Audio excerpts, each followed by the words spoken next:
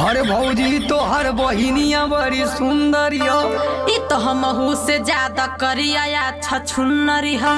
देखा भौजी हो नाही नाही अब तू मत करा, मोरे बहिन के चक्कर में ज्यादा मती पारा। ये भौजी कौनो मोर जोगाड़ तू लगावा हो। हटा दूरे रहा हमके तू मत भुकावा हो। का करी भौजी दिल वो करिए पे आ गइल बा।